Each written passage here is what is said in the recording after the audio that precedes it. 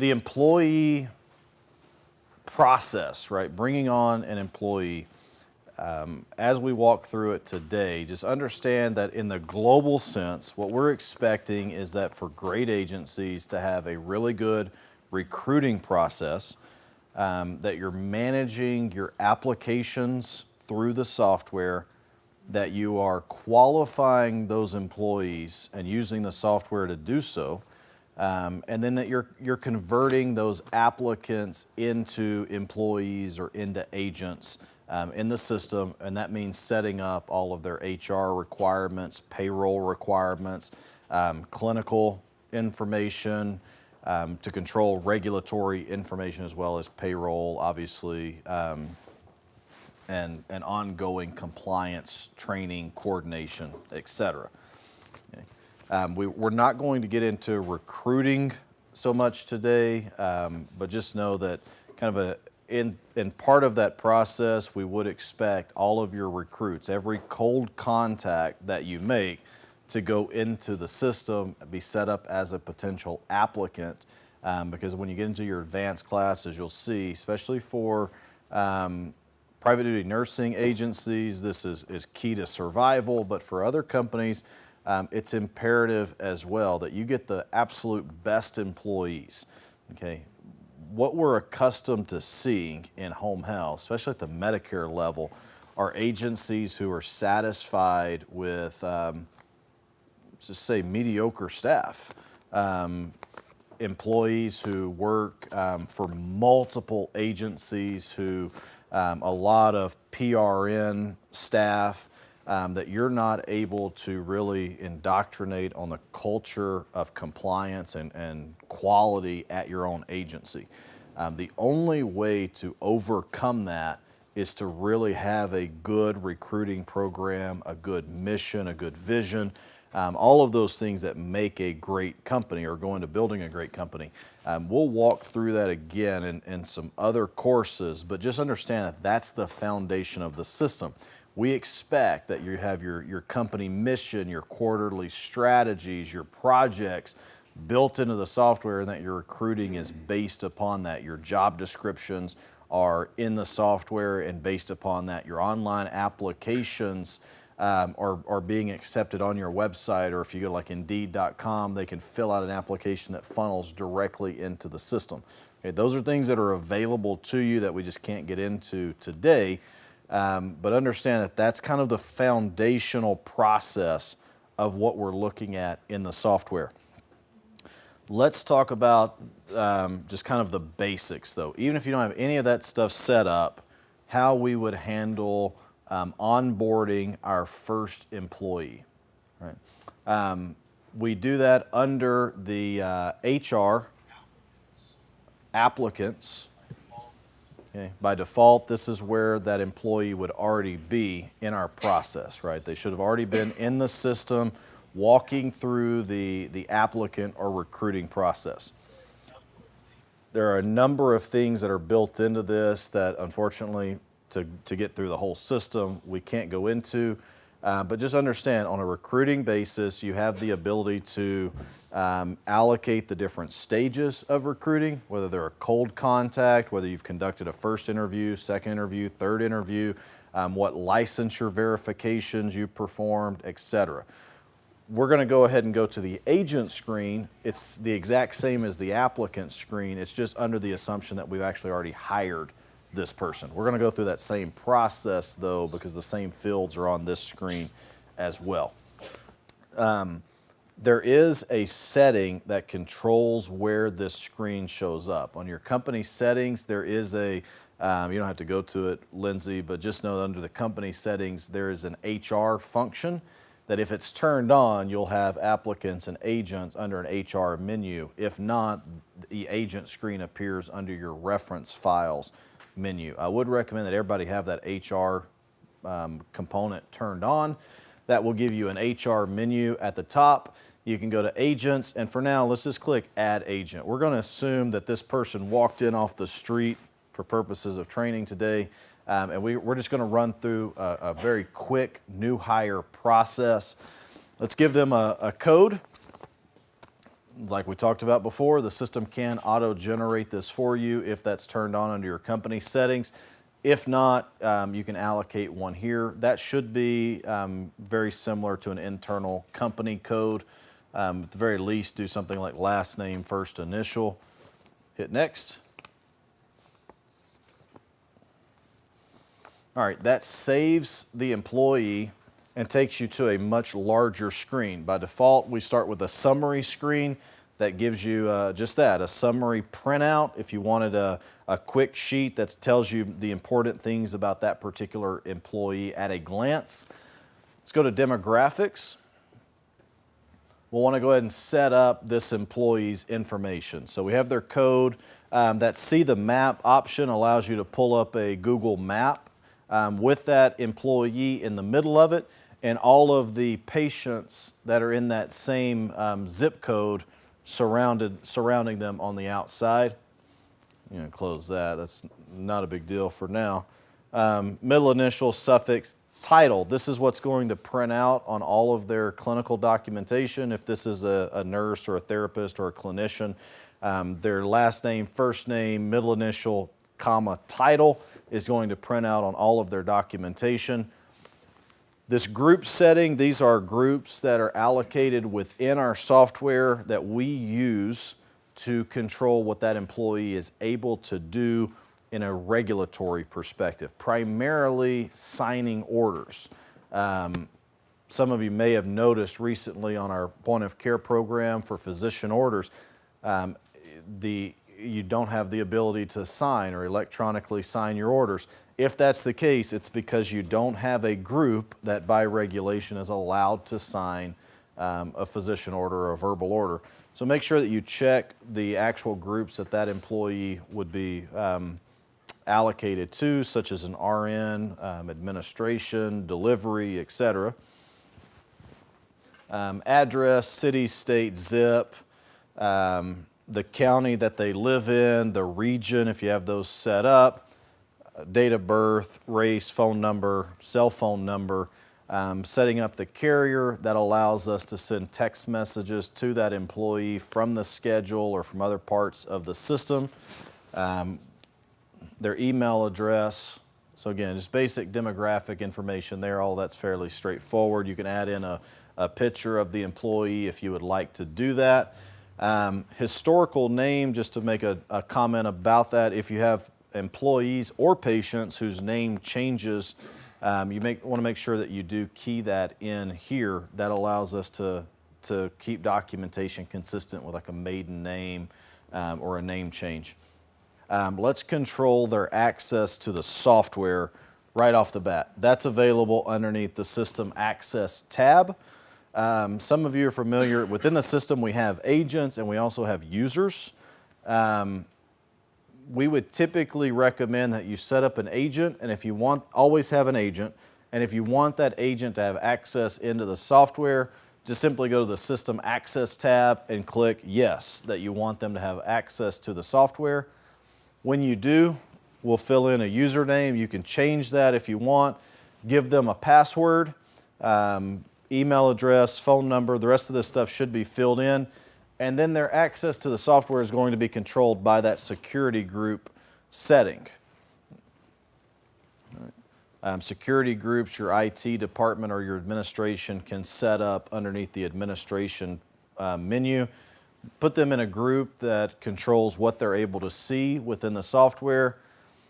User classification controls whether they're able to log in the online system or just our offline clinical point of care program. What days of the week you want them to be able to log into the system. For the most part, those would default to every day of the week, 24 hours a day. Take note though, this is an internet-based system, so if someone goes home, they are able to log in. If you terminate them and don't change their setting or their access, they are able to go home and log in and obviously do whatever you've allowed that group to do. Okay, so as we're setting up an employee, remember, we're going to have to reverse engineer this when we terminate an employee, right? We'll need to take away their access to the system. If you have employees, though, that are only office workers, you don't want them accessing the system outside of 8 to 5 or on weekends to kind of lock down your security, you can always just uncheck those boxes or change the allowed time in or time out. The time zone will default to what your company set up, but you can change that on a per user basis. Of course, status of either active or inactive if you want to get rid of that employee or terminate that employee in the system. The limit to provider allows you to control what office locations that employee can work for. So by default, if you have a large company with multiple branch offices, most of your employees you would want limited to a particular location. Okay. All right. You can go ahead and close out of that. You'd hit submit. There's also a printout, so if this is a new user with your onboarding process, once that's filled out, you can hit the printout button, and that will give you a quick printout with the username and temporary password that you can hand to your new hire with information about how to access the software. All right. Back to the rest of the onboarding process. Let's go back to our let's look at tracking credentials and licensing, right? So when we're bringing this person on board to work with our company, there are a number of regulatory issues that we need to make sure that they comply with. For all employees, we're going to have our HR paperwork, right? The I-9, the W-4, all of your tax documents. You should have a list of those available in your HR department, in your onboarding packet. For clinicians, depending upon what state and what discipline they are, you're going to have their licensure verifications, the LEIE database check, the OIG or the the nurse aid registry or the employee misconduct registry. You may need to check that their CEUs are up to date. I mean, you name it. For each employee, there's going to be a list of criteria that you need to verify: driver's license, TB tests, etc. All of that is handled under our licensing tab. We call it licensing. Technically, it's licensing documents, verifications, testing, you name it, available here. This list is available for you guys to control. It's available underneath reference and agent licenses. Let's go ahead and open up a new tab from the top menu. You can operate the system using multiple tabs, so we'll leave our other screen open. Let's go to reference and agent licenses. All right, this would be the list that shows up on the screen we were just on. Again, you guys control this. Let's click add agent license so you know how that's done. Let's add in some of our HR type licenses. So let's say we're going to call this I-9. So I-9. Our category there, we just put license. Okay, so let's go back one screen. Let's go to that category is controlled according to our attributes. So let's go to reference attributes, add an attribute. Let's add in as the code HR documents. Description, we'll call it HR documents. The type should be, I believe, an agent license or license category. There we are, license category. Go ahead and hit submit. All right, so we can add in as many of those as we want. Let's go back to our agent license page. Let's add a license. Let's add our I-9 again. Category, HR documents. Okay, the next two fields. Do we have to have an I-9 in order for this employee to be legally hired? Yes, so let's choose that. Before this person can be scheduled on a schedule, if they're a clinician. Of course, yes, we do. Let's choose that. There's no exam score associated with an I-9. If we were filling out a test or a competency check, we would probably require an exam score to be filled in. We don't need that for the I-9. I-9s are applicable to all employees in the United States, so we're not going to limit that to a location. But if we, let's say we needed to check our RN licensure for the state of Texas, then we may want to choose all of our Texas providers there. If we were dealing with an RN license, then under this limit to agent group, I would choose just my RN category, right? So what happens is those licenses will only show up for employees who match that criteria. So if they're assigned to a Texas provider and they're an RN, then the RN license line is going to show up. Okay. Anything else? We actually don't choose RN. We need I-9 to show up for everybody. Any other fields below that? Okay. Hit submit. All right. Let's go back to our agent screen. Let's go ahead and save this. So we'll refresh the screen here. And go to licensing again. And now you'll see as we scroll down, we should have an HR documents section, and there's our I-9 available to us. You'll see a little red exclamation point that lets us know that this is a license that is required in order for them to be hired, but we don't have that license on file yet. All right, so as we're going through, you'll see how the categories work. They're in gray. All of the documents in that category would be listed out below that. Scroll all the way to the top. Across the top, you see that we have options available to very quickly run through that list. So by default, we're showing you all licenses that are applicable for this employee. You can choose missing. That's going to show you just the licenses that we said this employee needs to have, but obviously have never been entered into the system. Okay, expired will let us know exactly that. We've entered it into the system before, but it's past due. Expiring lets us know all the ones that are in there that are coming up for renewal. Okay, so very beneficial in that regard. You have that exact same type of option on your HR dashboard that we'll look at a little bit later.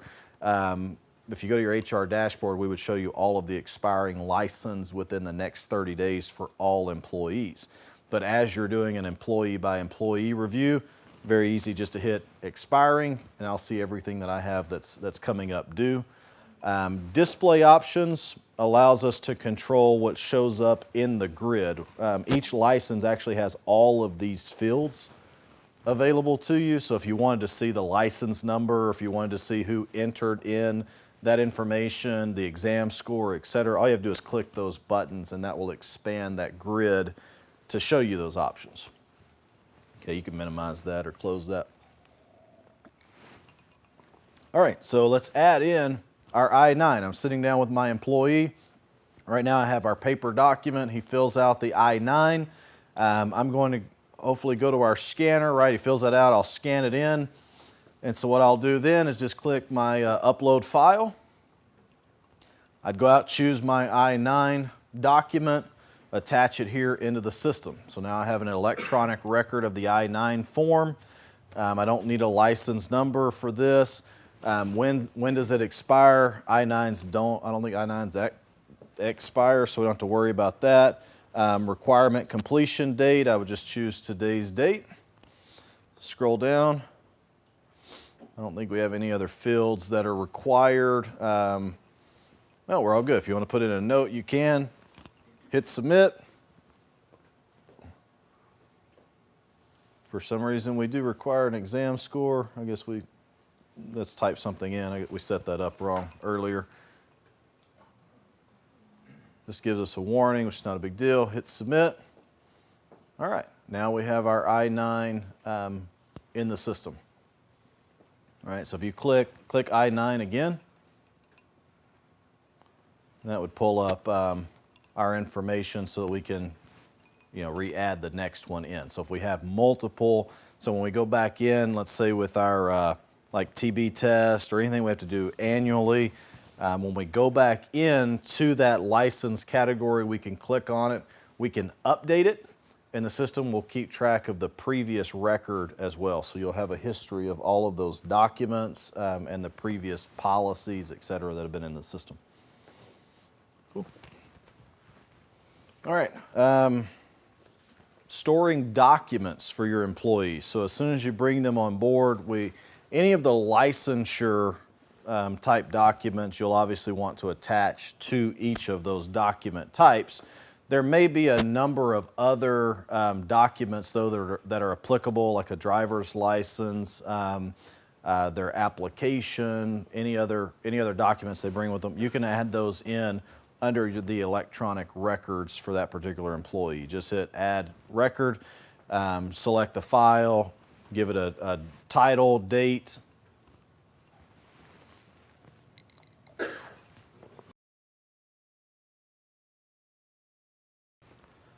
You can categorize it according to a type of document, and again, you guys control those.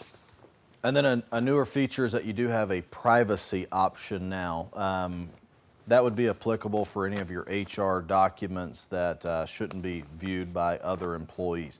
You have a security group level that controls whether the employee can go into the agent screen. You have a security level that then controls whether they can go into like the financial tab or the e-records. And then you have another level that controls whether they can view private documents or not. Typically only your HR department would want access to those. Okay, you can close that. All right, now let's just run quickly through some of these other fields, supervising the employee and making sure your employee can get paid. Let's go back to our demographics tab. The way supervisions work in the system, under this miscellaneous tab, we have the employee's supervisor. So you'd want to choose who their supervisor is. This is generally an administrative supervisor. Okay, if you have like a PT and a PTA, and you want the PTA is supervised on a patient-by-patient basis, that's assigned at the patient level. This supervisor is the supervisor of the actual employee for all of their activity at your company. Frequency of supervision, you just choose how often that type of employee needs to be supervised. Right. And then we're going to show you, go ahead and click, there's another tab up top called Supervision. Every time that employee gets supervised, or if they conduct a supervision of another employee, we're going to give you that list here. Okay, so you can very quickly go to this tab and click on any of those supervisions. So what happens is, we'll show you later on, when scheduling, you're able to assign out the employee to be supervised. On your point of care documentation, a supervision can be completed at that point. That will show up here in this list, so you can go through and very quickly see all of the supervisions that have been performed on that employee, what their scores were, what the responses were, etc. Other information, just to make sure that you guys know about it, application info tab, that controls what we would have had on our application screen. Okay, the ability to assign them to a recruiter, who referred them to your company, when you did the first, second, third interview, the date of the application, some financial information like how much money they were requesting when they applied. Pick list allow you to control different attributes that are assigned to that employee. Maybe they're vent trained or trach trained, maybe they speak Spanish. You can control all of that underneath your pick list items. Okay. Financial, this is getting your employee paid. The last step really of our onboarding process, we need to make sure this employee can get paid. So we set up their employment status. If they are a contractor and work for another company, we would assign out what facility they're working with, date of hire, social security number, desired hours, overtime threshold. So if they, for the most part, that defaults to 40 hours a week before they go into overtime. There are certain circumstances where you can change that to like 48 hours a week for non-custodial care, that type of thing. Whether they're approved to work overtime or not, If you want to track their PTO balances in the software, you can do that. Enter in their beginning PTO balance here, and then their maximum hours of work per week. So if they're under a contract, or if you want to limit the amount of hours that they can work in a given week, you'd put that in down at the bottom. All right, scroll back up. Let's look at our payroll tab.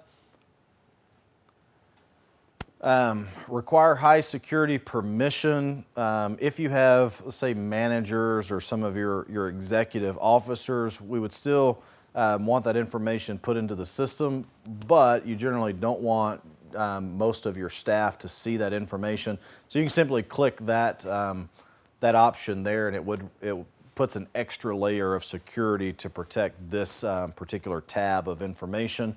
Whether this particular employee should be included in a payroll run, how they receive their reimbursement, whether they get a check, direct deposit, payroll ID, basically the employee identification number, payroll department, account number, etc. Default payroll provider will come into effect whenever, if we run a task. Let's say the employee has a task assigned to them that's not allocated to any of your offices.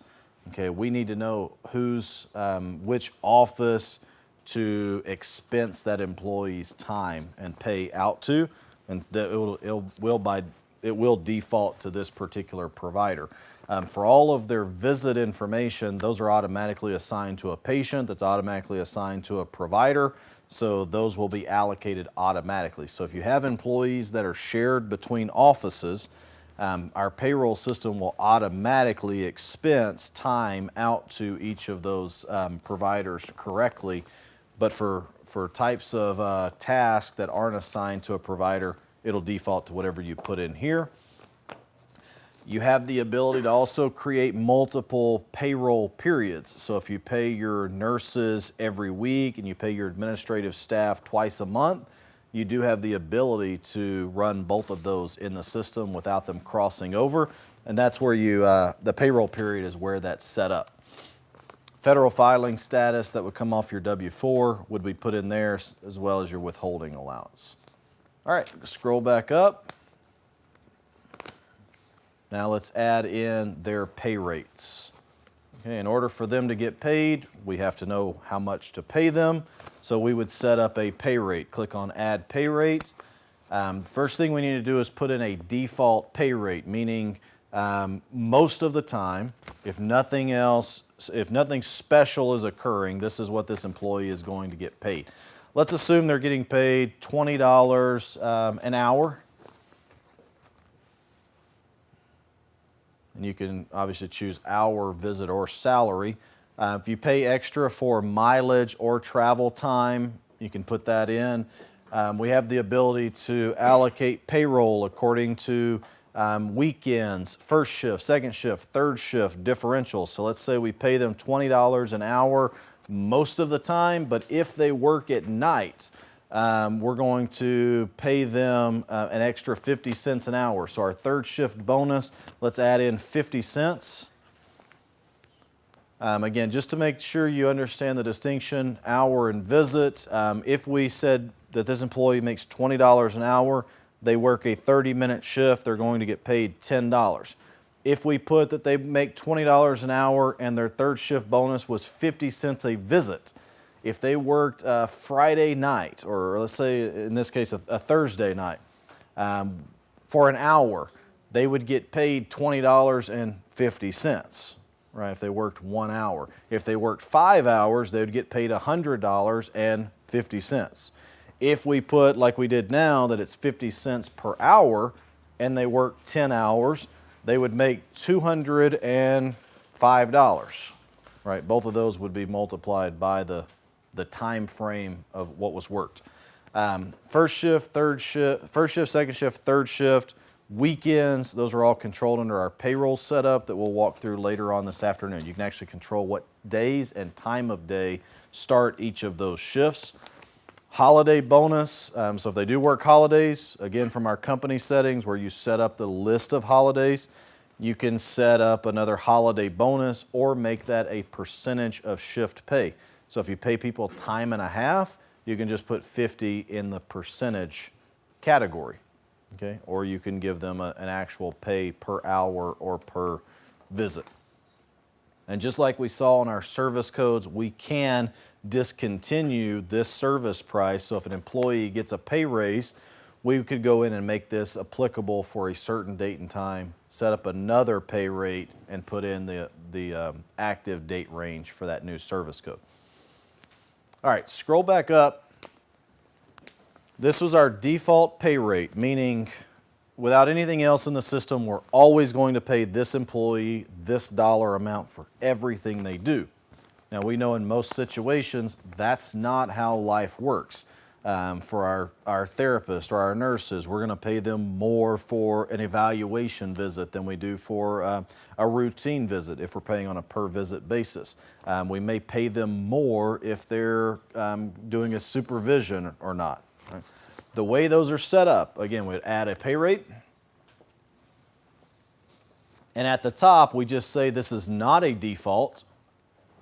And you tell us why it's not a default. When we would override, when would we not use the default scenario? Most likely it's going to be because they're conducting a different service, right? So if we would choose, let's say they get paid for evaluations more than a routine visit, we would choose all of the evaluations that would be applicable for that type of service. So just choose a couple there. Go ahead and choose another one. You'll see it just keeps track of those in this list. So now for those 3 types of service, we're going to use this extra pay rate. Sometimes you can pay a different pay rate based upon which patient they're serving, especially for private duty nursing staff. You may want to pay one rate when they're working with one particular child, a different rate if they're working with a kid who's related to them, right? Which happens quite a bit, especially in other states. That's why out to the right we let you know if the employee is related to a patient. If you work for a particular payer, or if it's a particular task category, which would be like your orientations or your trainings, if you want to pay them a different rate for tasks that they perform, maybe documentation, anything outside of a visit, you could set up a task category and set up a pay rate associated with that. And then, of course, all the rates and things are the same. You just put in whatever rate is applicable for that particular scenario. You can have as many of those as you want per employee. All right, we've now got our first employee put into the system. Let's go ahead and save that employee, and we'll move on to allocating or bringing on board our first patient. All right, so let's start out with our first patient. And just like our employees, who we assume came on as applicants, we will assume that all of our patients come in as a new referral, meaning we've not made the decision whether to admit them to service or not, but we do have that opportunity. Okay, just so you know how the patient process works. We assume that we're getting a new referral from a doctor, a hospital, a parent calling in. That referral will be documented in our system. We can get that referral from a fax. We walk over and pick up a piece of paper off of our fax machine. If you have electronic faxing set up in the software, we would get the fax directly in the system. If they made a phone call, right? All of those get put in as a referral in the software. At that point, we fill out as much information as we can. Primarily, we need to know who that patient is, what services are being requested, so we know if we can fulfill those services or not, any special clinical conditions that we need to be aware of so that we can triage the admission of this patient. And we need to make sure that we will actually get paid for this patient. So we need to know who their insurance company is, whether they're eligible, what their benefit limits are. co-pays, deductibles, all of that information. Okay, again, basic course. We're not going to walk through the kind of advanced reimbursement structures, but if you follow that kind of paradigm, right, that we're looking at for those particular data points at the time of the referral, it'll make things a lot easier as you do get into the advanced reimbursement strategies. For instance, when I say advanced reimbursement strategies, when we look at a new referral, I should know by the time I'm done with my intake process, okay, I mean by the time I get off the phone with the physician, with the parent, after I've made those two contacts, the parent, the insurance, and the physician, by the time that contact is made, I should have a pretty clear understanding of what my profit and loss for that patient is going to be. Okay. I will tell you, 95% of home health agencies could not give you that information, right? They take on a referral, and if it's a Medicare agency, it's like, okay, if this patient looks like they're going to be homebound, we're going to take them on to service because that's what we do, regardless of what the patient needs, regardless of kind of even our staffing levels. We have no idea what we're going to get reimbursed. We just assume we can make money off of them, so bring them in. Pediatric therapy, private duty nursing, right? We're kind of making those decisions often, just call it what it is, we're putting unqualified people in a position to make those determinations off the top of their head, right? Oh, we have a patient who's 100 miles away that we just got a referral from, probably because they've already called 3 other agencies who wouldn't take this patient. Are we going to take this patient because we told the doctor we would and that we're the best? Are we going to tell them no and risk losing that referral source? Do we tell them yes and possibly lose a lot of money on this referral? Right, those are the things that we kind of think through. And honestly, it's a gut reaction at most agencies. They have no real knowledge of whether that is the case or not, okay? In our advanced course, we actually get into how the software will help you set up those reimbursement strategies. So at the very beginning, I know if I'm taking on a Blue Cross geriatric patient who just had hip replacement surgery, in general, I'm going to get authorized 6 visits and I can make $50 off this patient, right? But I have to do it in a certain order. I can't perform an OASIS. I have to have a very slim, streamlined admission process, right? So I can make that decision right off the bat. We'll get into that later, but for right now, understand the building blocks of that come from that admission process, okay? We have to be asking the questions, not just who is my insurance, but what are my benefits? What are my benefit limits, co-pays, deductibles? What are our requirements for getting reimbursed? Does a patient have to be homebound? What kind of medical necessity requirements are there for this particular patient? How many visits do we think we can get authorized, right? What's the process for authorization? How quickly do we have to get our documentation turned in order to get the authorization?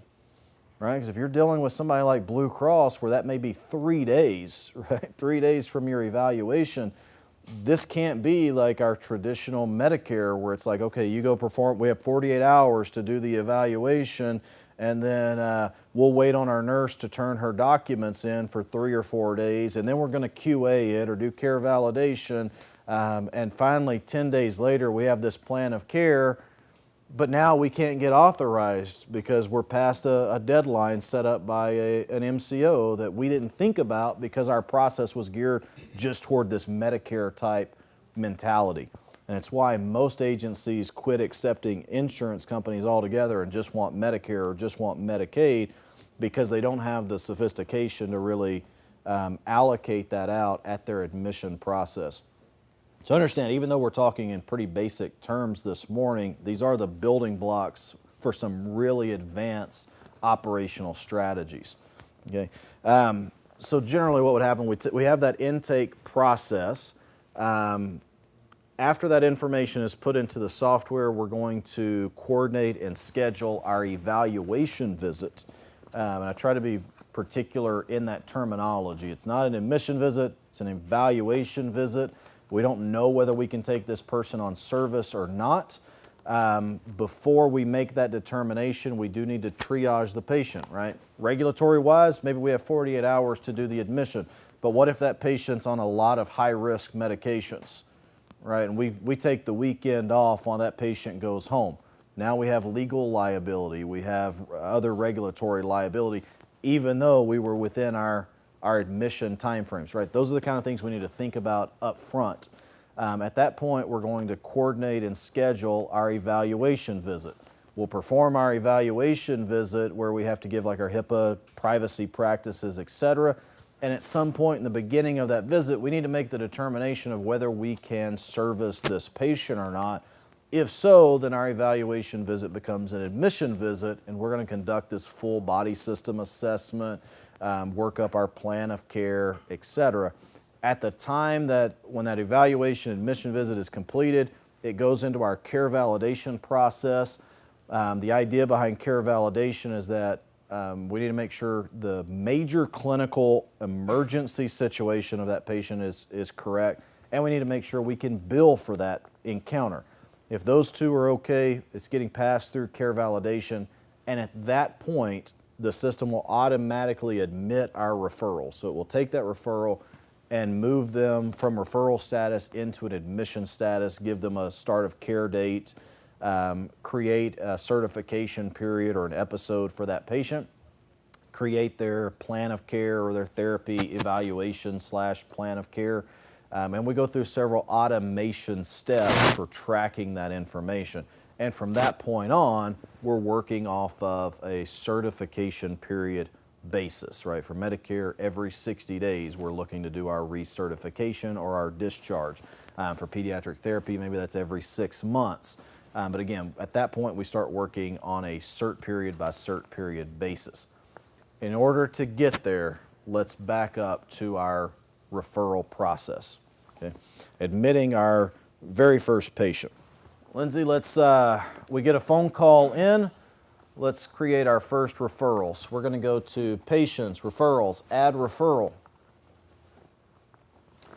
Right off the bat, we need to know the referral date and time, which defaults to today's date and time, what location we're allocating this new referral to be seen by or to be evaluated by, last name and first name. So right off the bat, I need to know those things. That copy from another account, just as an aside, if we are readmitting a patient, again, instead of having to key everything in, you can actually just click that link, choose the previous patient account, and it'll copy most of that information forward. Hit next. Just like on our agent screen, we give you a summary by default, which of course there's nothing there because we haven't keyed anything in. Let's go through our intake interview. Right, so demographics, I need to know how to get in contact with this patient. So right off the bat, I need to know who our patient is, what their address, phone number, treating address if it's not going to be in the patient's home. If we can get it, definitely need date of birth so that we can check insurance information, phone, right? The rest of this stuff, honestly, I'll tell you, we're doing a redesign of this screen to really mimic the process flow that I'm telling you today, because we have a lot of fields that aren't used the vast majority of the time, or that default to one field 99% of the time. So you'll see a significant revision to the way our patient screen works. But for right now, you have the fields, the things you want to fill out. Make sure we can get in touch with them. Make sure we know their date of birth. Scroll back up. Next thing we need to know is how to contact them, especially if this is a kid. We need to know any of their additional contacts, mom, dad, Head Start program, etc. Key that in here. We have 2 contacts here. Under the additional tab, you have the ability to key in as many additional contacts as you need. Just type them in, put how they're related or any additional comments there. Hit the add button, and again, just as many as you need. directions to the patient's home. You can either type that in, you can click the Get Map or Driving Directions. That will pull up a Google Map or Google Driving Directions from the provider location to that patient's home. For those of you who are accustomed to rural East Texas, like where I'm originally from, Google Maps often doesn't do you very much good. So you have a text box where you can actually type in, right, which country store and which oak tree to turn by in order to find that particular patient. All right, now we know how to contact our patient. Next thing we need to know is what services is this patient requesting? Okay, we need to know what we're looking at so that we can triage how quickly we need to get out and see our patient and whether we're going to be able to bring them on service. So with that, we're going to go to the referral tab. We're going to go to our services tab. This is the page I was telling you guys about earlier with the primary diagnosis code when we were billing. If we need to pull a primary diagnosis code onto a claim particular to PT services, it's going to come from this screen. Right now, during our admission process, I just need to know what services this patient needs. Okay, so for Medicare, I may just pick my skilled nursing, PDN. Again, this is a list of service categories that you guys create. We did that when we were setting up our service codes, but I would choose whatever services are applicable for this particular patient. On the right there, that first drop-down box, I'm able to control what status this service is in. So at this point, if I have nobody who can see this patient, like pediatric therapy, maybe I don't have a speech therapist available to see this kid, I can go ahead and put them on my wait list. Okay? Otherwise, I can leave that blank or put it in a pending status until we've done our admission visit. Okay? If there's a different physician for this service, we can go ahead and allocate that physician as well. Okay? But the main thing we need, just check off on the services that are applicable here. Let's go back up, click on the referral tab. Okay. And now I need to be able to make sure that I have, most of this stuff isn't super important. If they're coming out of a hospital, I need to know their referral facility. Okay, that will help us later on for tracking like Medicare, our acute care readmissions, or our hospital readmissions. Obviously for marketing purposes, it's beneficial to know where we're getting this information from. Some other advanced features, if we want to track who our marketer was, our marketing campaign. Again, when we get really advanced and we're running multiple campaigns, online ads, clinics, general marketing campaigns, I would want to know where that patient was referred or why they were referred and be able to track the performance of each of those. You can do that at the bottom of the screen there. I also want to know the reason that they're being admitted. Why are they being referred to us? That reason/order box is for that particular purpose. Okay. This serves two purposes. So let me be real clear on this field because it does give people some confusion, creates confusion at times. This field is used so that we know why that patient was referred to us in the first place. So I need to know in this box, patient recently had hip replacement surgery. Patient has a decubitus ulcer, non-healing. Why did they call you guys? Okay. We want, if we didn't get an actual referral order, okay, now most of the time we do. Most of the time the doctor's actually faxing in the order to us, so we don't have to worry about this. But if we didn't get an actual order, this will serve as our verbal order as well. So we want to write it in such a way that it would conform as a verbal order. So we may want to say, patient has decubitus ulcer, skilled nurse to evaluate and treat. The last reason, and this one's often overlooked, but is equally important, if not more so, this serves as the beginning condition of the patient before we ever saw them. Okay? This field will pull automatically to your progress summary wizard and your discharge summary wizard later on. So when we start to recertify this patient, you can click a button, we'll give you a progress summary automatically.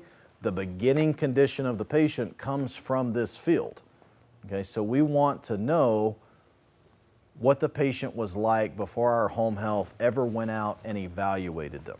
Okay, this is beneficial, not just, I mean, think about it in lots of terms from the progress summary, right? Like how you want to set up that condition.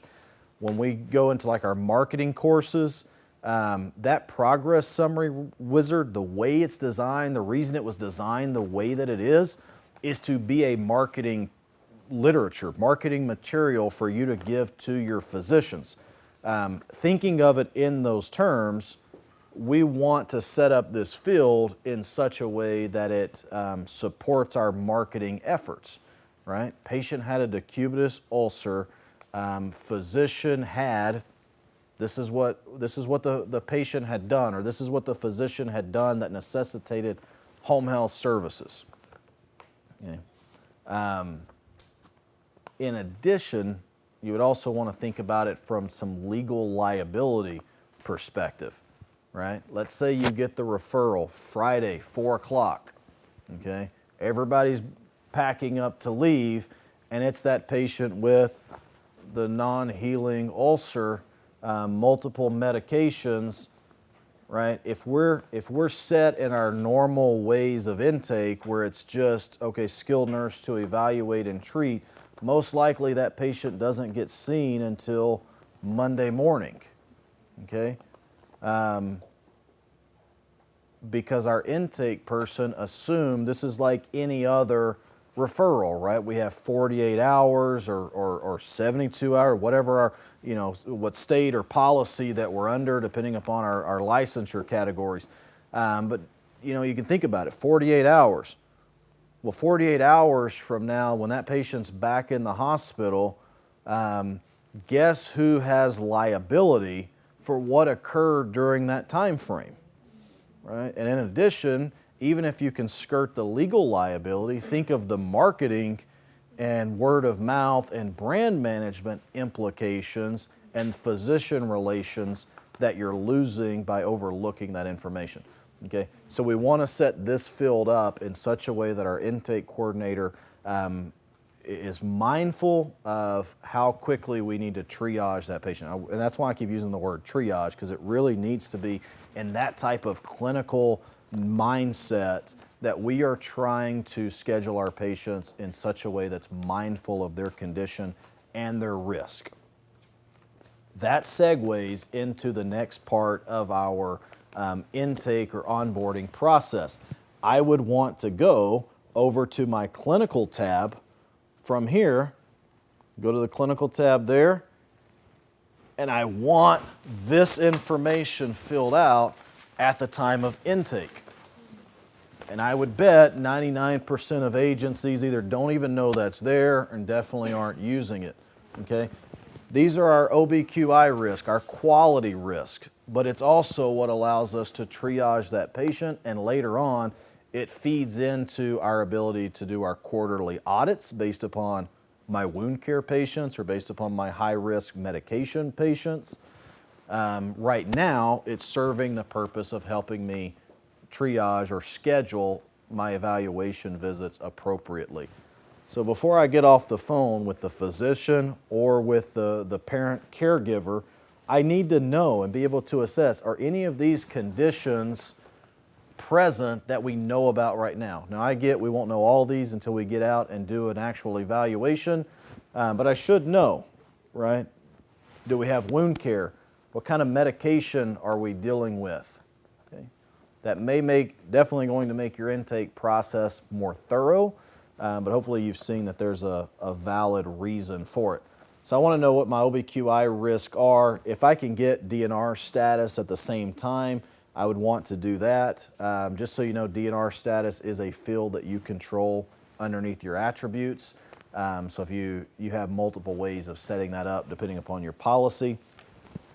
The diagnosis box here, the other provider box, allows you just to list out additional information. A lot of times your referral form may simply say patient's a diabetic or patient has CHF without listing an actual diagnosis code, so you can key those in.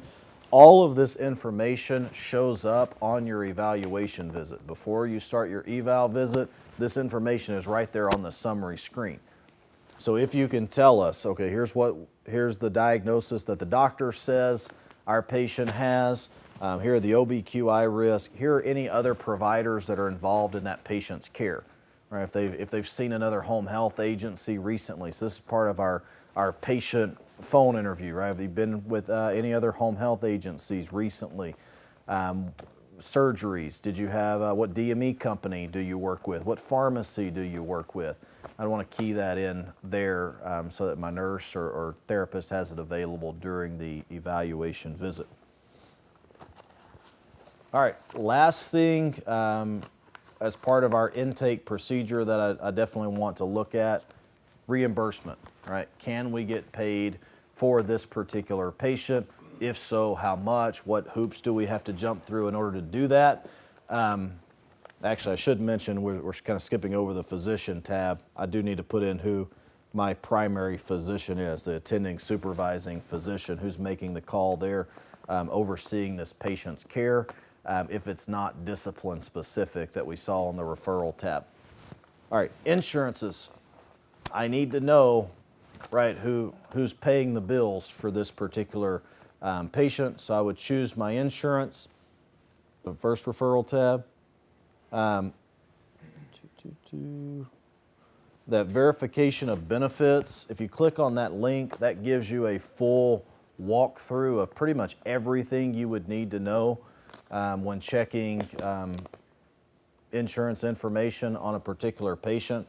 Right now, it's pretty generic. Go ahead and click on it.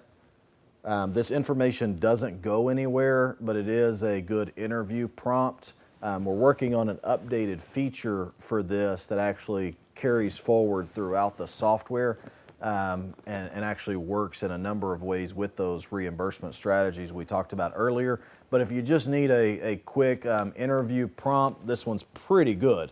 For Medicaid or for insurance, click on your insurance.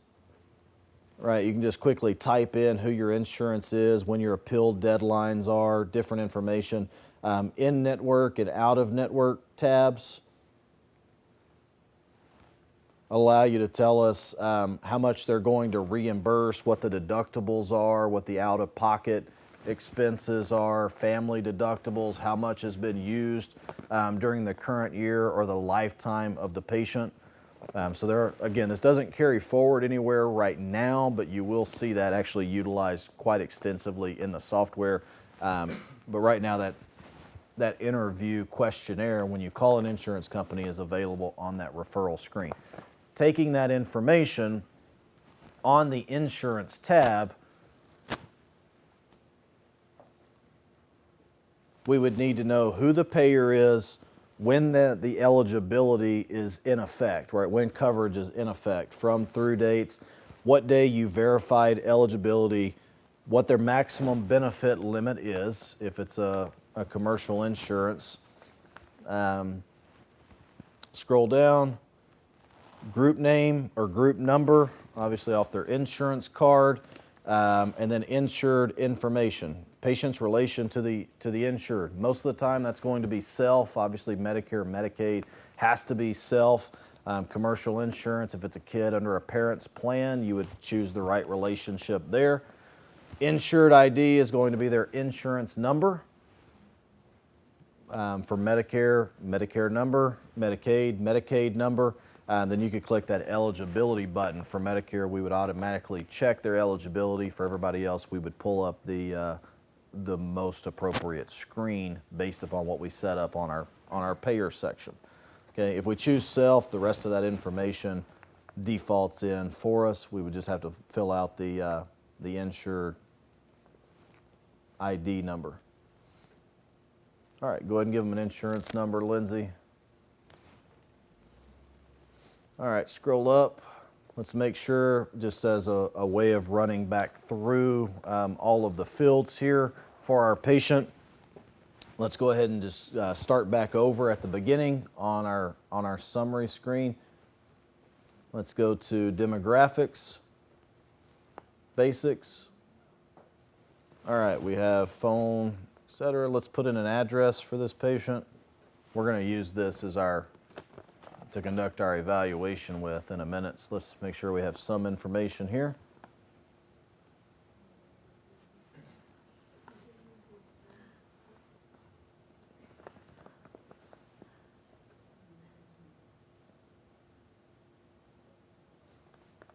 Jelly Bean Lane absolutely would have to be in Texas.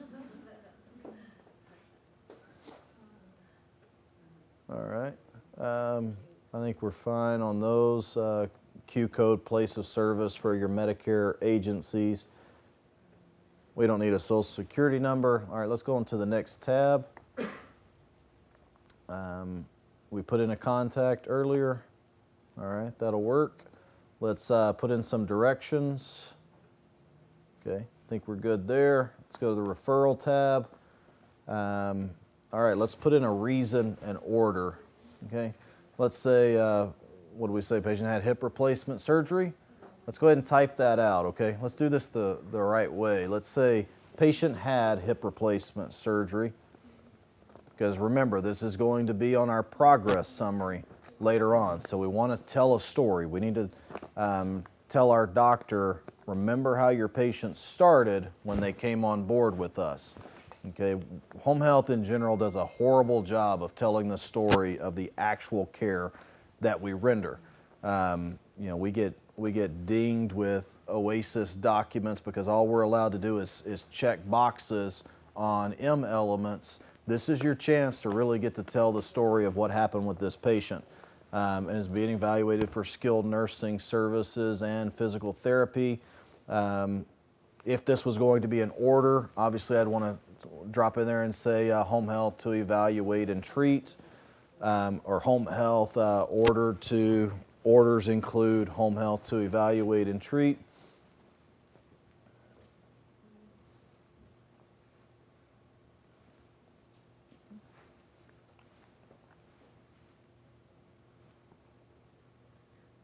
Say home health evaluation. Yeah, we'll live.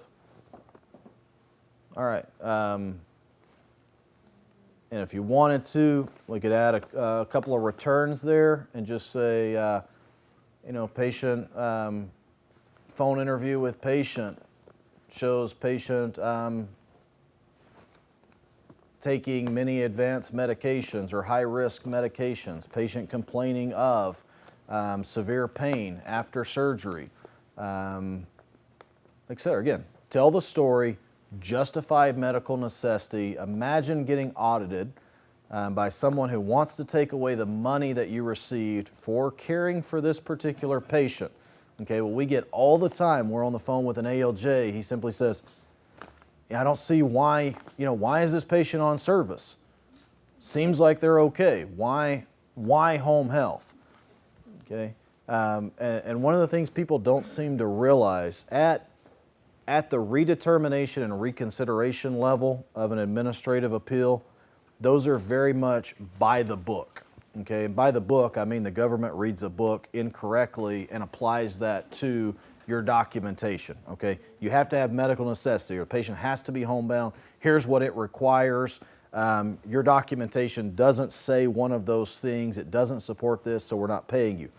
When you get to the ALJ level, though, you're talking to a human being, right? Usually a retired judge, right? That you're able to actually speak to.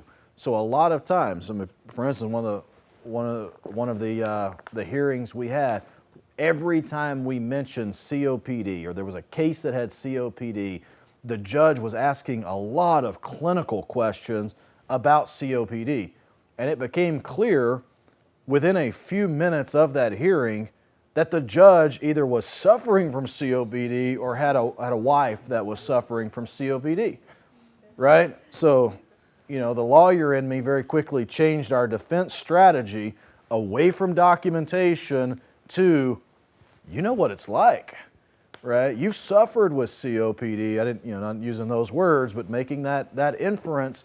You know the pain or the anxiety, or imagine having someone come to your home who could explain these. Well, why are they teaching? What is it? Didn't they already teach on this?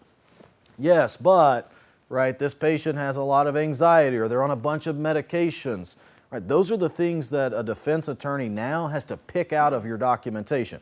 We have to go to your med profile and say, okay, look, here are all of these medications. Over here we said, hopefully on one note that the patient forgot something. And on this note we said that the patient fell. Right, and we're having to piece all of this information together. Unfortunately, most healthcare attorneys don't have any clinical background, don't work in the industry, so they're forced to, right, read some rules and depend on you to say, okay, give me something to say, and you're going to sit there on the phone with them trying to whisper in their ear the things to say to the judge, right? It's not a good situation. If you tell a story here, right, that's one of the first things that shows up in your documentation, to simply say, right, phone interview with patient, they were very anxious, scared, lots of high-risk medications, patient had a recent fall or a hip replacement surgery. Not only are you training your intake staff to be empathetic and to gather that information, you're really creating a great documentation case if you are ever audited. So we would have that there. Services tab, where we said that we're getting skilled nursing and speech therapy. That's good. Let's scroll back up.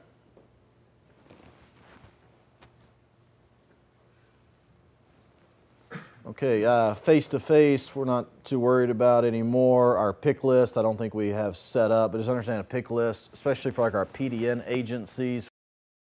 Clinical tab, we have our DNR code, we have our OBQI risk. Again, those are going to show up for our clinician when they're starting their evaluation visit.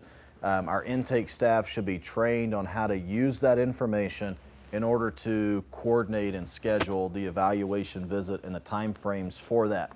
Last, on this order tab here, it's not used very often because we generally have an order that came in via fax, right, that serves to give us permission to conduct the evaluation visit. But if we don't have that, if the referral came in from a phone call, whether from the doctor or from a patient caregiver, that reason order box that we just filled in earlier will now serve as our verbal order. Okay, so what we need to do on this screen, in order for us to know to use the referral as an actual order, we would come here and we just need to change that order status to unconfirmed. Okay, one simple change, and now our actual referral document will go into our order processing screen so that it'll be sent to the doctor to serve as an actual order for the evaluation. Clinician signature, hopefully you have your intake staff has the ability to sign that. If not, you would obviously have to take the order and have it signed and co-sign appropriately. Just click the e-sign button there to put your signature on that verbal order. Now that we know our triage information, okay, a message would have been sent to anyone that was set up to get that referral alert, right, from our provider screen earlier. So anybody who was involved in this care should have already received a message letting them know that we have this new referral. In the message, it gives them a link straight to this page so they can see all the information that we've keyed in. You can either have your intake staff coordinate and schedule that evaluation visit, or that can go on to whoever was responsible for that, a case manager, etc. If you do allocate that care to a case manager automatically, you would want to go to the agent tab and assign out your case manager or your PT/OT/ST supervisor. Okay. That assigns them or attaches them to this patient's chart. It does not schedule them for an evaluation visit, but it does put them in charge of the clinical care for this particular patient. These agents here, agent 1 through 6, when we went over our terminology section earlier, that's where this would go into effect. So if you wanted to assign out like an interpreter, a scheduler, an administrative contact, you could allocate each of those accordingly. Scroll back up. All right, let's look at the Med tab real quick, simply because we're not really coming back to this patient screen. I want you guys to understand how medications work in the system. You can take there's one medication record per patient. Medications can be put in at the patient screen or in our point of care program. Okay, they update the exact same record, this one right here. So if I key in medications here at the time of intake, when my nurse goes out to complete her evaluation visit, those medications will automatically show up on her eval. If she edits or adds medications, the next time she synchronizes, we automatically update those medications here. Okay, that's not conditioned upon care validation at all. Okay, I'll try to make those distinctions as we move further along. Care validation is our process for approving visits for billing purposes. Pretty much every visit goes through the care validation process, and a lot of things in the system are contingent upon being passed through care validation. For instance, we don't create your plan of care, we don't create your wound care orders, etc., unless something gets passed through the care validation screen. We don't create episodes. We don't change your referral to the admission status until it goes through care validation. Two things in particular, though, are not affected by three things are not affected by care validation. The first one is your medications, right? If a medication is updated in either location, it transfers back and forth at the time of synchronizing. Okay, so if you're using an online point of care, it happens automatically. Offline point of care, as soon as you sync, those medications get updated.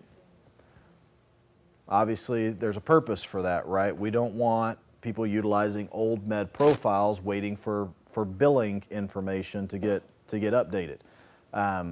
Number two, physician orders. Okay, physician orders aren't on hold during the care validation process. As soon as you synchronize, if you create a physician order offline, you synchronize, it automatically becomes a physician order in the online system.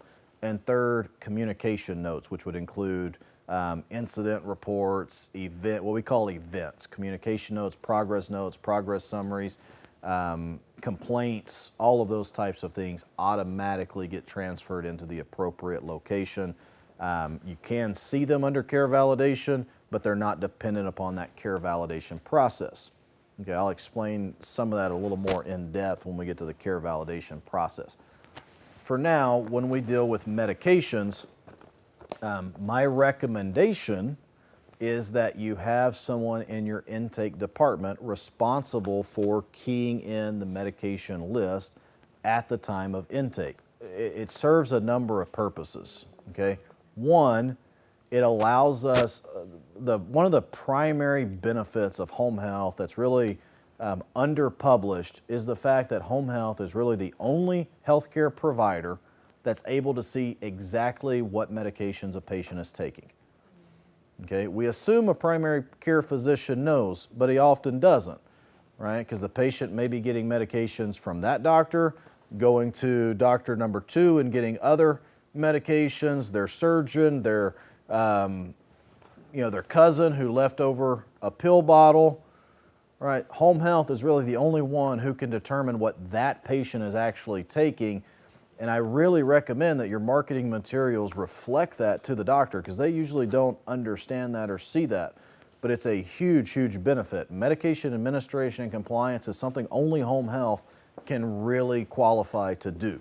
The only way you're able to tell the primary care physician that he's missing medications off of his med profile is if they were keyed in here, right? Because your nurse is going to go out, and if she's just looking at a big box of pills in a basket in the patient's bathroom, we don't really know where they're coming from. And very seldom is a nurse going to actually be reading the pill bottle to see the doctor that it was prescribed back to and coordinating that care.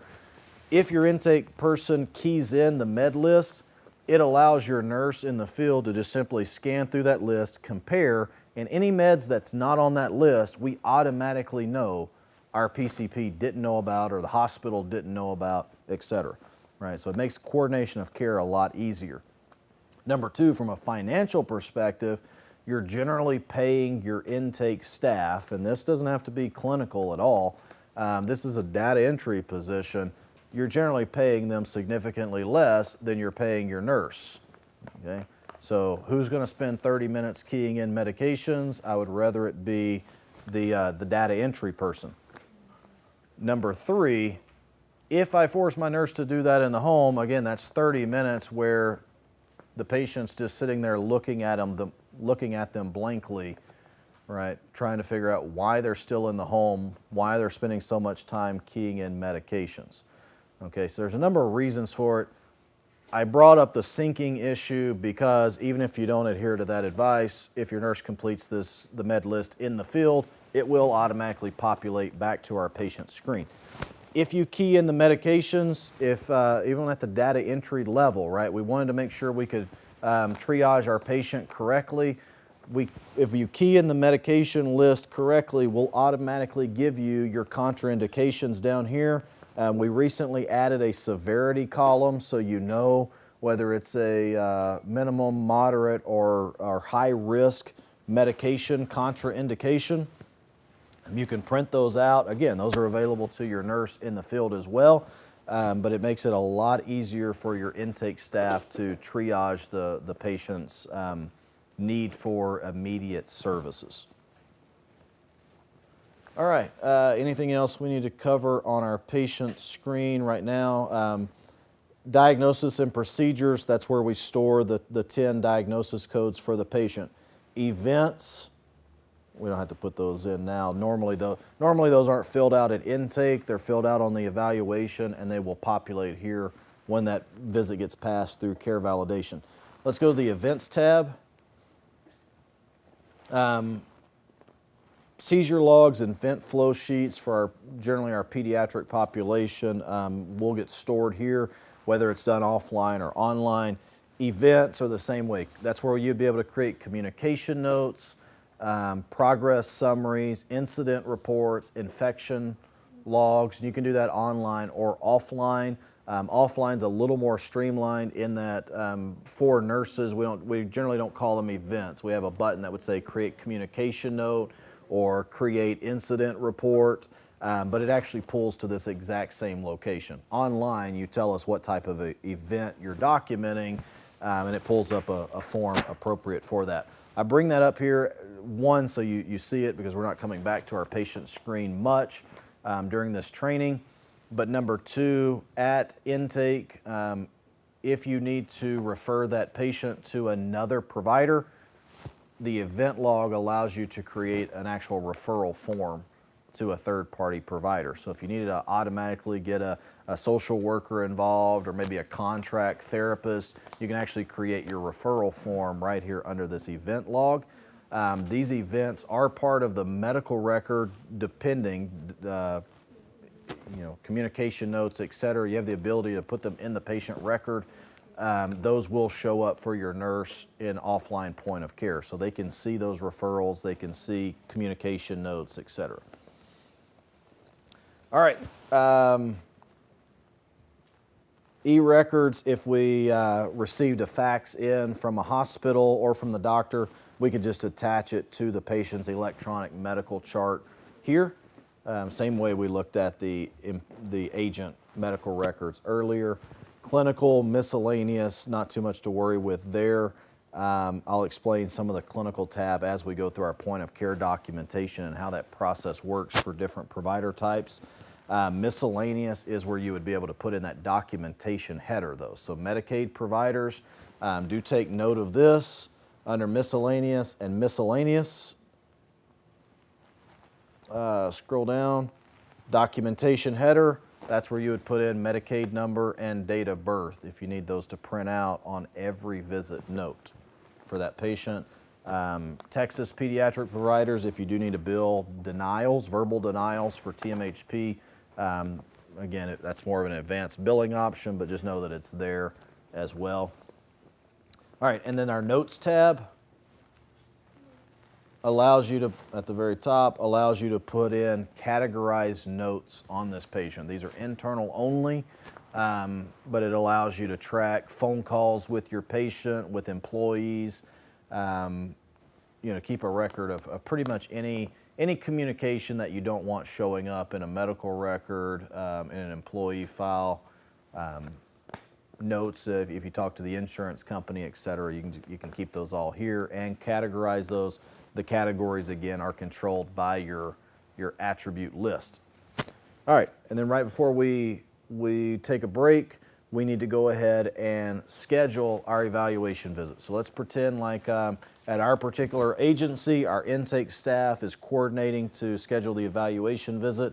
I would do that under the referral tab, and I would just click Save and Schedule. That checks my referral to make sure everything's okay. Saves my information, pulls up an add charge screen for that patient. I'm going to go ahead and choose my service that I want to conduct the evaluation on. So let's do let's do an Oasis visit. We have a Start of Care Oasis. There you go. All right, choose an employee. Choose the date that we're going to perform the evaluation. Let's go ahead and make it for today. Let's put in a time. Let's say we're going to do this evaluation at 1:15 in the afternoon, so 13:15. Schedule note, let's say watch out for the dog. Yep. All right, let's go ahead and hit submit.